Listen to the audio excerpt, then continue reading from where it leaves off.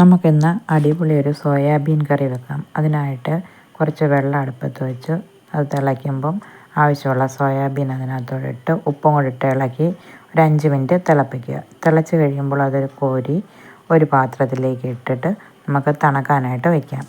ആ നേരം കൊണ്ട് മറ്റൊരു ചീനിച്ചട്ടി അടുപ്പത്ത് വെച്ചിട്ട് കുറച്ച് വെളിച്ചെണ്ണ ഒഴിച്ച് സാധാരണ ജീരകം, ചെറിയ ജീരകം ഇട്ടു, ഒരു ചെറിയ കഷ്ണം പട്ട ഇട്ടു, 2 ഗ്രാമ്പൂ ഇട്ടു, ഒരു സവോള അരിഞ്ഞതും കൂടി ഇട്ടിട്ട് നന്നായിട്ടൊന്ന് വഴറ്റിയെടുക്കാം. ബ്രൗൺ നിറമാകുന്ന വരെ വഴറ്റിയെടുക്കാം. ഇതിപ്പോൾ ബ്രൗൺ നിറമായിട്ടുണ്ട്.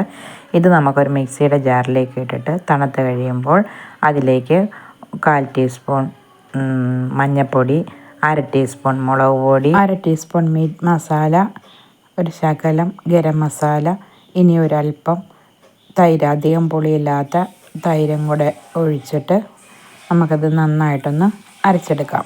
ഇപ്പം ഞാനിത് അരച്ചെടുത്തിട്ടുണ്ട്. ഇനി നമ്മൾ ആറാനായിട്ട് വെച്ച സോയാബീൻ ആറിയിട്ടുണ്ട്. ഇപ്പം നമുക്കിതിലെ വെള്ളമെല്ലാം ഞെക്കിപ്പിഴിഞ്ഞങ്ങ് മാറ്റി വയ്ക്കാവേ. അപ്പം ഇത് എല്ലാം ഞെക്കിപ്പിഴിഞ്ഞെടുത്തിട്ടുണ്ട്.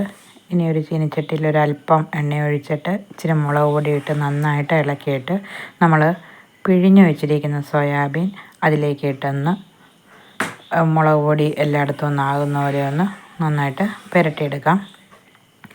മറ്റൊരു ചട്ടി വെച്ച് ഇച്ചിരി എണ്ണ ഒഴിച്ചു നമ്മൾ അരച്ച് വെച്ചിരിക്കുന്ന മസാലക്കൂട്ട് അതിലേക്ക് ഇട്ടിട്ട് നന്നായിട്ടൊന്ന് ഇളക്കി ഒരു മിനിറ്റ് വഴറ്റിയിട്ട് ജാറ് കഴുകിയ വെള്ളം അതിലേക്ക് ഒഴിക്കുക.